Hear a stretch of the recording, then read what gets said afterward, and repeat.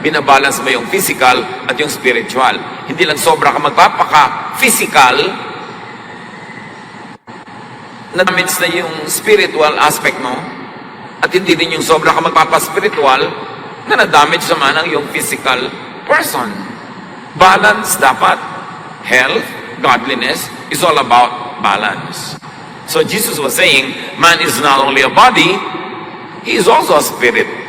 And I'm here for a spiritual purpose, so don't make me get defocused from that to focus only on bread, which is very physical. However, on ordinary circumstances, of course, you should when you are hungry. And it is not wrong to look for food. Pero yung particular temptation ni Jesus na yun, merong purpose na hindi siya dapat mawala ang paningin niya doon sa kanyang layunin, doon sa dapat maganap. Matthew 4:5 to 6. Next, the devil took Jesus to the holy city and had him stand on the highest part of the temple. The devil said, "If you are God's son, jump off. The scriptures say, God will give his angels orders about you. They will catch you in their arms and you won't hurt your feet on the stones." Sa templo sa Jerusalem, ang templo ay nasa gilid ng bangin. Nasa mataas na bahagi ng lungsod. Ang lungsod ay isang bundok. Nasa tuktok ng bundok. At sa gilid ng isang bangin na matarik, nandun ang templo. At sa kagilid-giliran ng bakuran ng templo, may toreng mataas na talagang katabing-katabi ng bangin. At dito dinala ng diablo si Jesus. Sabi niya, nasa pinakamataas na bahagi tayo ng syudad, nasa bundok tayo. Tapos nandito pa tayo sa Temple Mount. At sa temple ito, nandito pa tayo sa ituktok ng tore. Ang dami-daming tao sa baba. Sasamba, magdarasal, natitipon sila sa malawak na bakuran ng templo. Ito na ang oras para gawin mong entablado ang templong ito at magdrama ka para ka mapansin at hangaan at kilalanin. Etong dapat mong gawin. Sabi ng diablo, magpatihulog ka. Normally, ang huhulugan mo, yung bangin sa baba na punong-puno ng mga bato na matatalim, matitigas na bato. At ang mga batong ito ay basang-basa ng dugo. Dahil sa mga umaagos na dugo mula sa hayop na kinakatay at iniaalay sa templo. Kaya yung lugar na yon ay puro dugo sa baba. At doon pinapalundag nitong si Satanas, si Jesus. Sabi niya, total, sabi naman sa scriptures, hindi ka papayagan ng Diyos na ni magalusan. Hindi sasayad sa bato ang iyong talampakan. Sasaluhin ka ng mga anghel. So why don't you do it?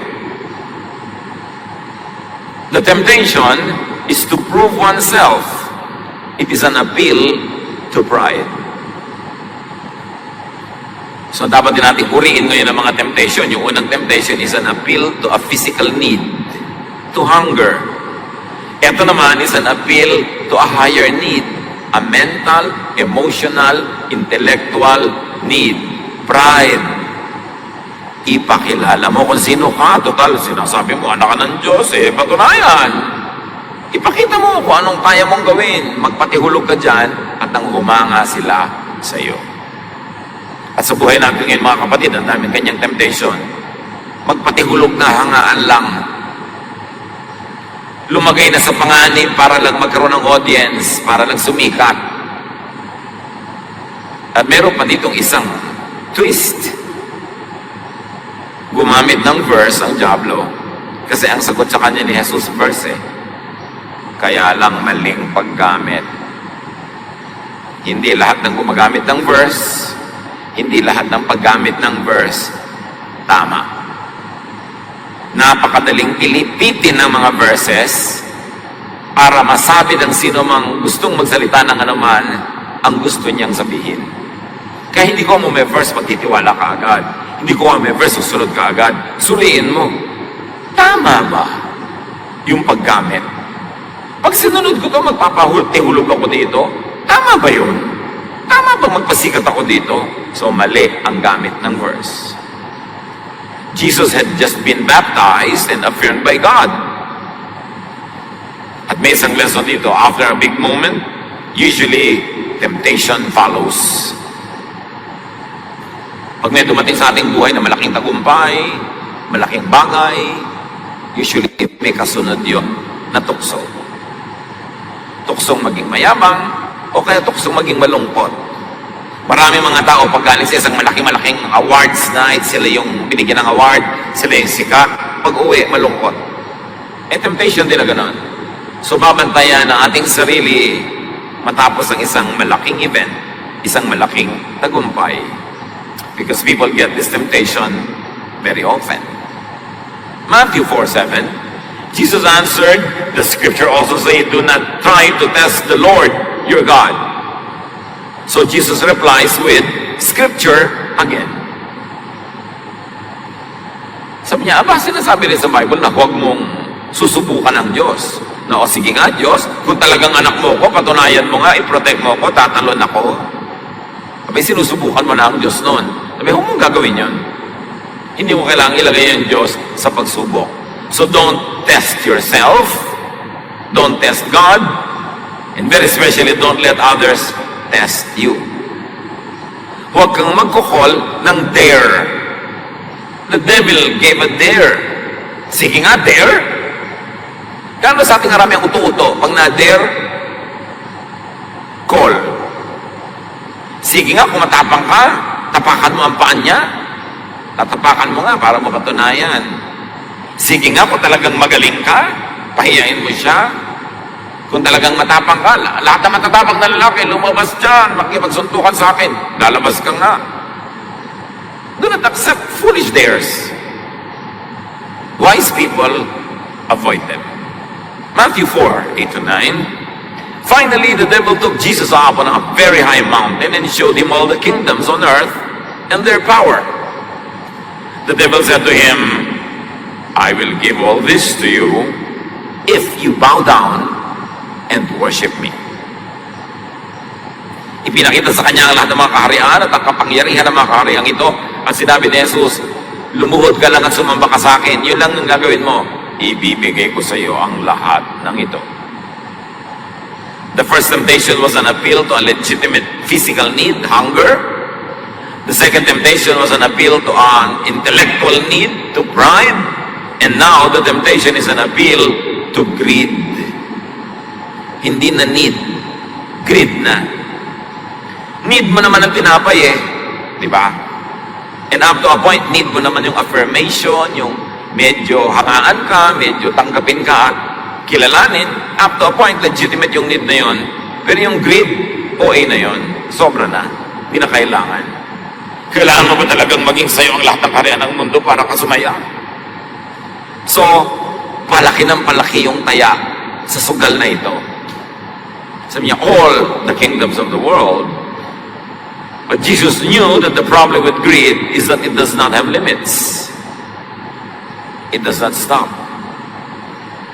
Ano na ba naman yung temptation ng gutom? Pagkakain mo nung pagbusog ka na, titigil ka na Pero yung greed, walang katapusan yan. The more you have, the poorer you feel, and the more compelled you are to get more and more. Pero napaka-importante dito, no? Si Jesus, papalurin mo kay Satanas. Pero marami tao, dito nadadaya. Ibinebenta ang self-respect, ibinebenta ang righteousness, para lang sa kasakiman. Self-respect and righteousness bow to greed. Kahit mawala na ng dangal, makasakmal lang ng marami na gustong makuha. Matthew 4:10, Jesus answered, Go away, Satan. The scriptures say, worship the Lord your God and serve Him only. I will worship the Father in heaven. I will worship God in heaven, serve Him, but not you.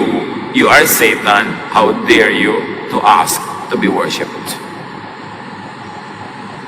So you worship God the Father, you worship God the Son, you worship God the Holy Spirit, and no one else, especially not Satan.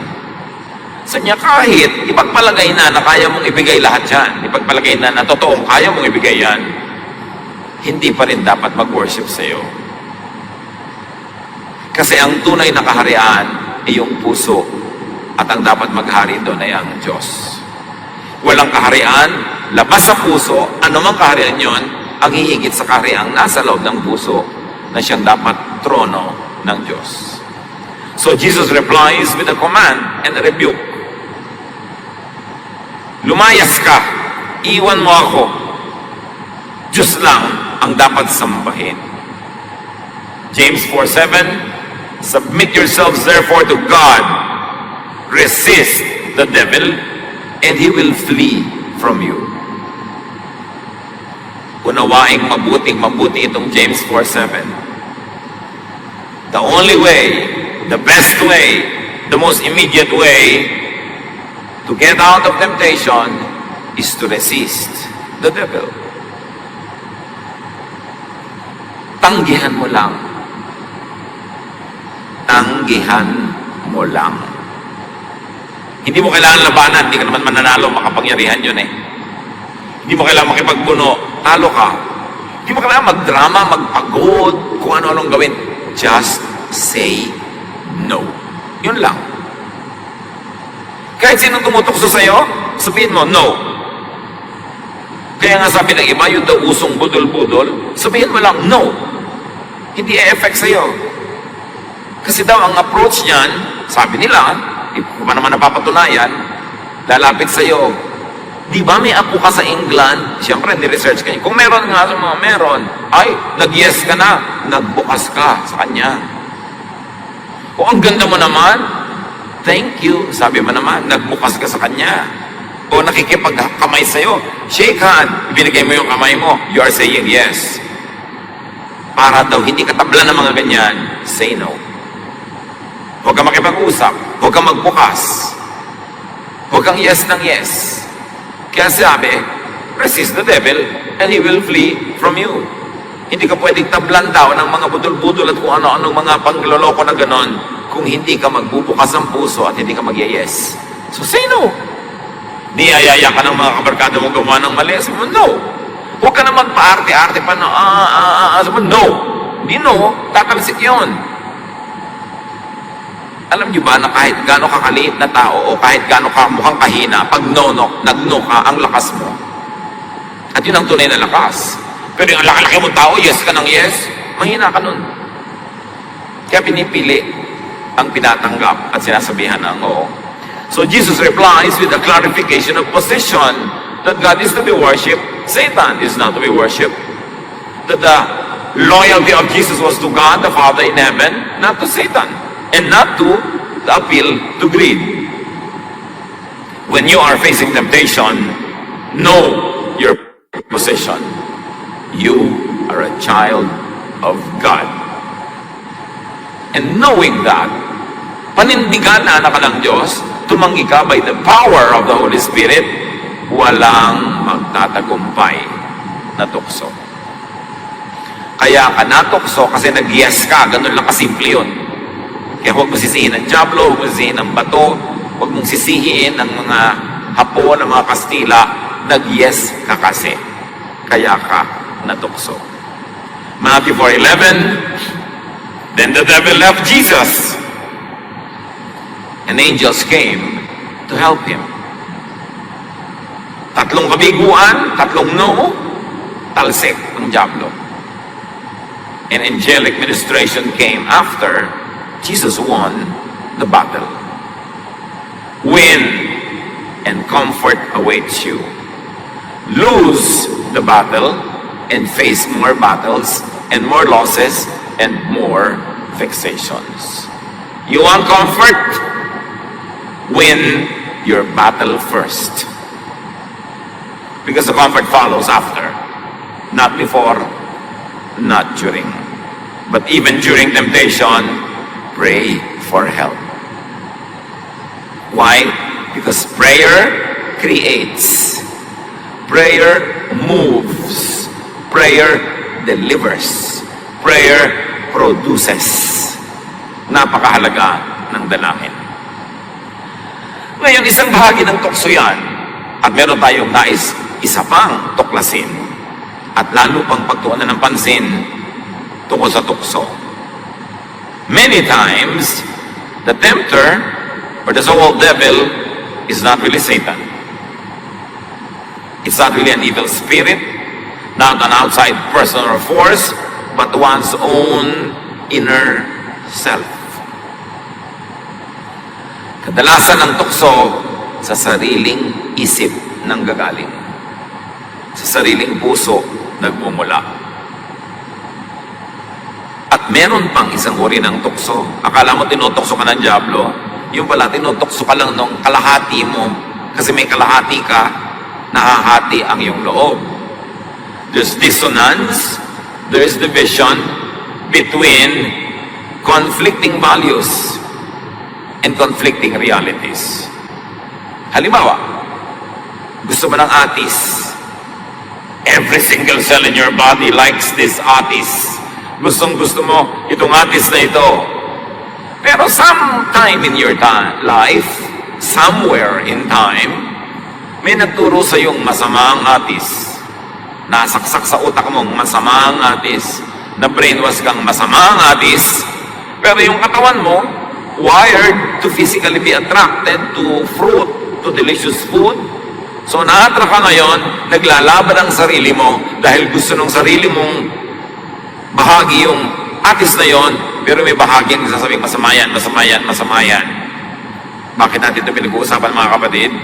Hindi lahat ng akala natin masama ay masama nga. Hindi lahat ng ikinaka-guilty mo ay dapat kang ika-guilty.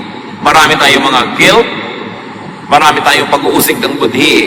Hindi dahil masama talaga yon, kundi dahil na kondisyon ng utak nating isipin na masama iyon. At ang kalayaan kay Jesus, freedom in Jesus, is to be able to discern now which among the things we have been taught and conditioned to believe to be wrong are really wrong, and which of those are not really wrong and therefore shouldn't be guilty about. Dapat ka bang mag-guilty na gusto mo ng bread? Dapat ka bang mag-guilty na gusto mo ng atis? Dapat ka bang mag-guilty na gusto mo magpahinga? Dapat ka bang mag-guilty na gusto mong yumaman, for instance? Dapat ka bang mag-guilty na gusto mong sumarap ang iyong buhay, lumasap ka ng mga ligaya? Dapat bang mag-guilty? Dapat reviewin. Hindi lahat ng akala natin ay masama nga. Pero merong akala natin masama talaga. Pero dapat suriin. Ito kasi ang sakit ng maraming relihiyoso, laging guilty kahit hindi naman dapat. May ikinaka-guilty, merong ikinakabagabag na hindi naman dapat ikabagabag.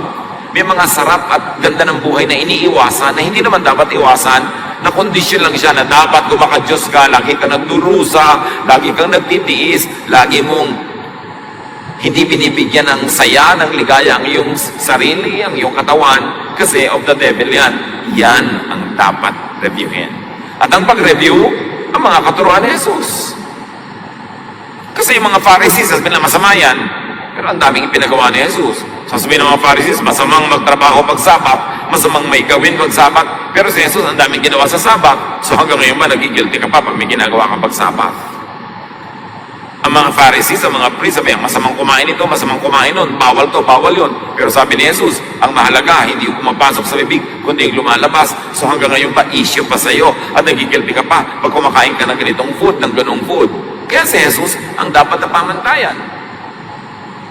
Maraming mga tao sa lipunan na nililimak, kinakawawa, minamasama, pinupuwera, binabato ng mga tao sa turo at udyok ng mga Pharisees and priests, pero hindi ipinabato ni Jesus, hindi niya inusgahan, hindi niya kinawawa, hindi niya ipinwera. So, sa utak mo, sino ang nag-ahari? Ang Pharisees ba o si Jesus? Dapat natin suriin.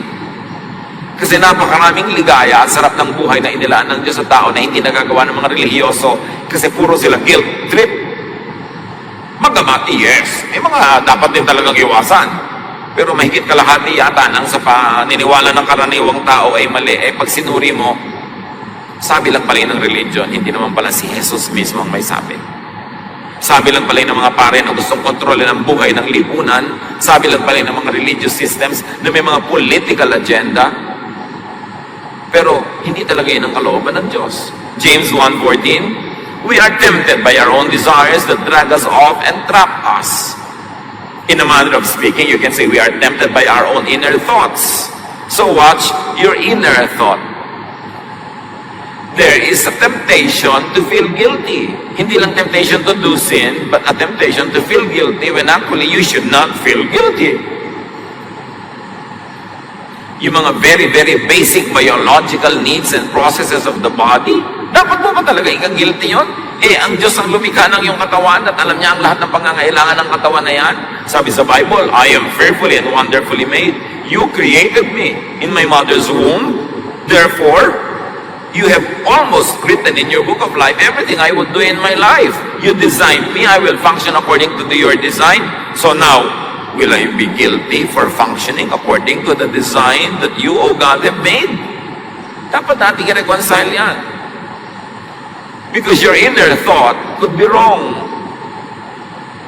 Or your inner thought could be right, but only demonized by your belief. Meron ka sigurong gustong gawin, hindi naman ka dapat mag-guilty, pero pinapasama ng iyong pananalig. So do not needlessly blame and credit the devil. The devil is not omniscient, not omnipotent, not omnipresent. Hindi niya alam lahat, hindi niya kaya lahat. So huwag natin laging sabihin, si devil ang gumagawa. He cannot be two places at one time. So madalas, tayo lang gumagawa. And one of the great ministries of the devil is to make you feel guilty. Why? When you are guilty, you are not happy, you don't have peace. Hati ang iyong loob. At sabi ni Lord, huwag mong isipin, kung nagdadalawang loob ka, tatanggap ka ng pagpapala sa Diyos. Dapat buo ang loob, hindi hati.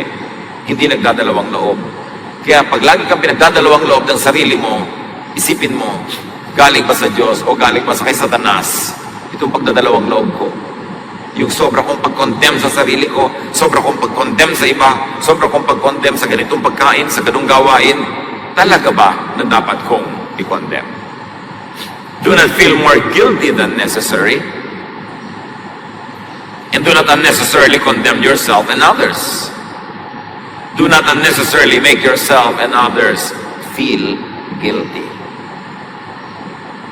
Yung mga ibang Kristiyano, ang yan ang ministry nila, imbes magbigay ng comfort, ang ibinibigay sa kapwa, guilt. May nakalagay pa sa t-shirt, God saw what you did. Usually, negative ang context nun. Hindi naman ibig sabihin nun, God saw the good thing you did. Usually, ang ibig sabihin nun, God saw all the evil that you did. Tanggalin mo nga yung t-shirt mo, harap-harap ka sa akin dito para ako pagiltihin. Yung ba ang ministry mo? Ngat-ngatin ang aking puso. Pasakitan ang aking loob. Bigyan ako ng mga pangungot, tanggalan ako ng peace of mind. Hindi ba ang sabi ni Lord, my peace I give to you. And God gives and forgives.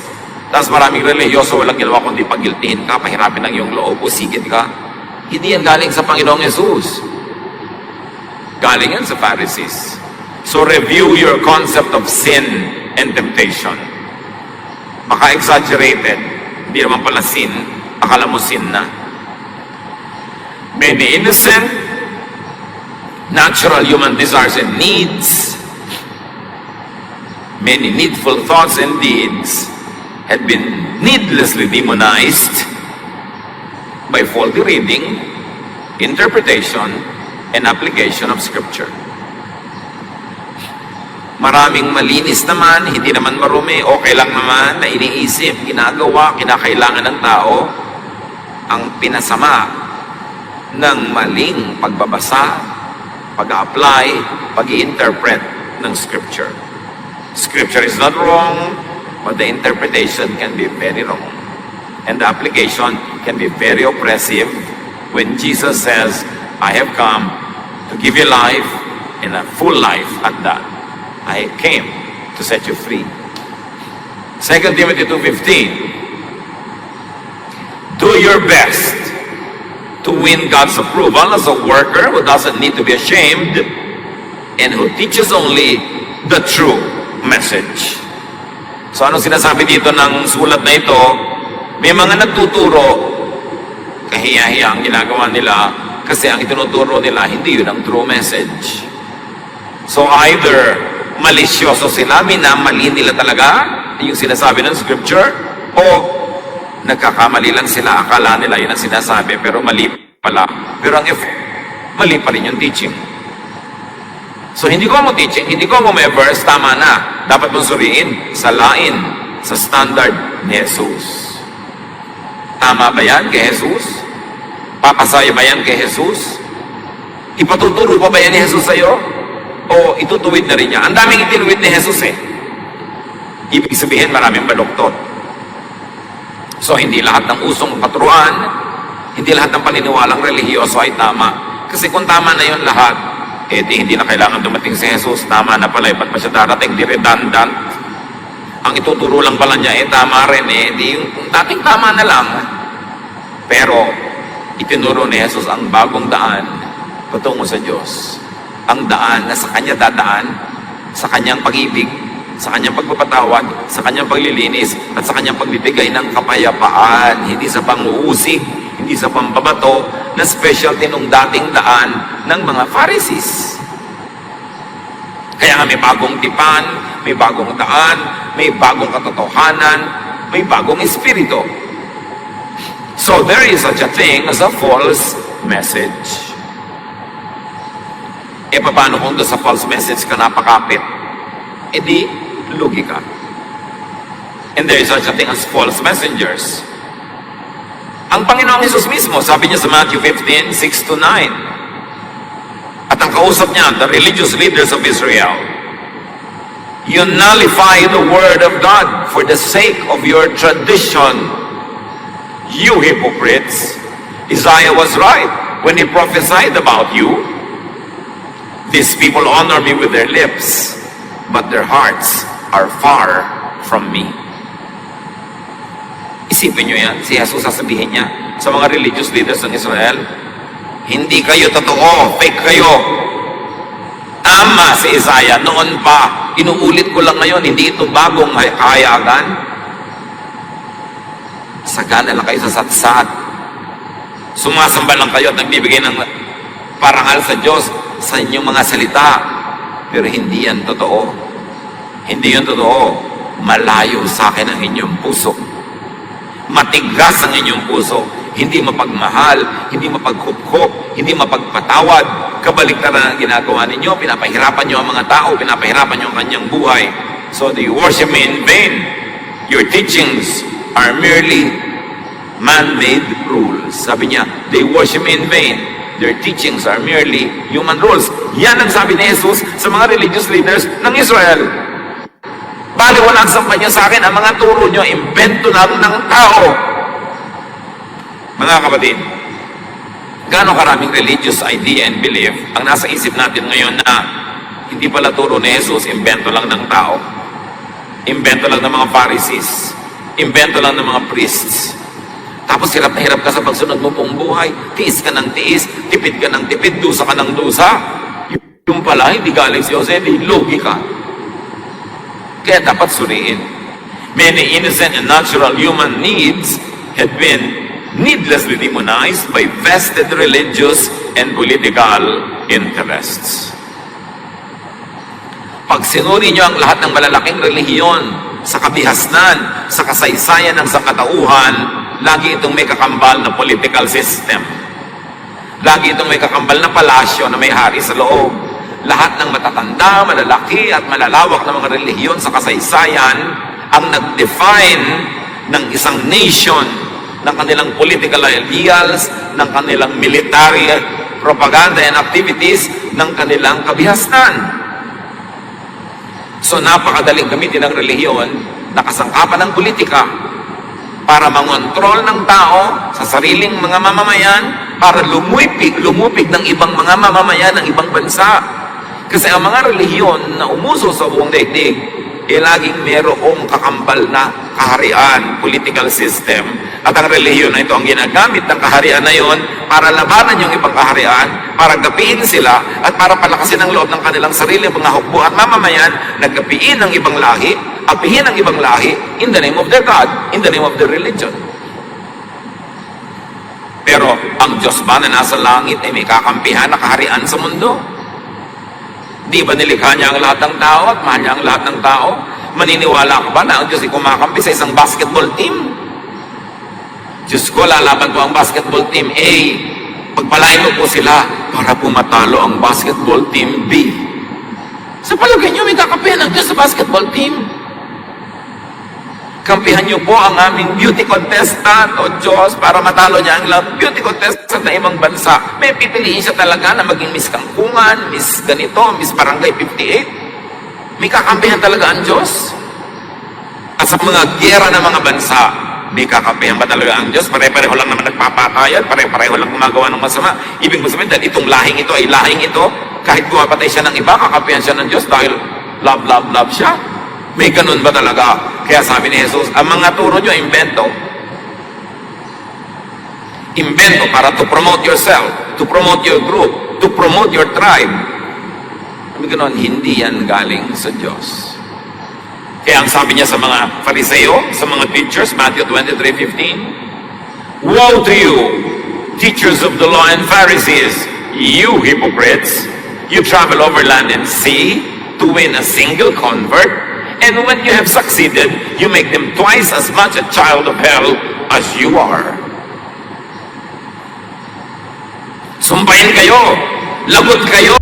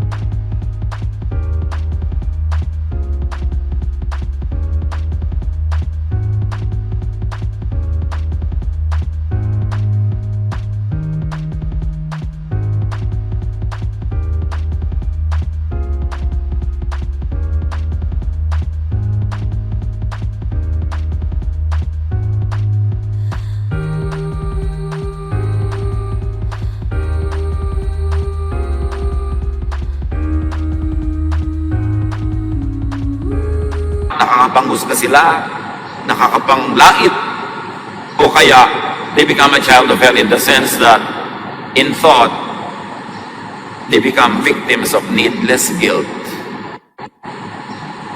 Dati tahimik ang buhay, ngayong bumulo. Many innocent and natural human needs are demonized by ignorance. Well-meaning naman, wala namang masamang intensyon, hindi lang nga marunong. Hosea 4:6, my people are destroyed from lack of knowledge. Pag hindi ka talaga maalam, maaakay ka ng mga Pharisees para maging mapagmataas, judgmental, and separatist, o kaya maakay ka na laging magilty na magilty dahil ang itatampak sa utak mo, mabawal sumaya. Bawal mag-enjoy. Sabi ni Jesus, I came that you might have life and have it to the full. So many people are destroyed by mistakes in deed, sa gawa, or mistakes in thought, like needless guilt. When tempted, win over the sin. Win over the mistake of labeling innocent and natural needs as sin and as sinful. Be free in Jesus. Lalong nagbabasa ka ng Bible, lalo't ika-espiritual, lalo't iniisip mo, naniniwala na ikayanak ng Diyos, patuloy na baguhin ang paraan ng pag-iisip. Huwag hayaang maghari sa iyong isip dahil lang merong nauna. Nauna na kasing naitambak sa utak mo, masama yan, masama yan. But a person of God will keep changing his mind from glory to glory, to know God more and more and to become more and more godly. Romans 12:2, do not conform to the pattern of this world, but be transformed by the renewing of your mind.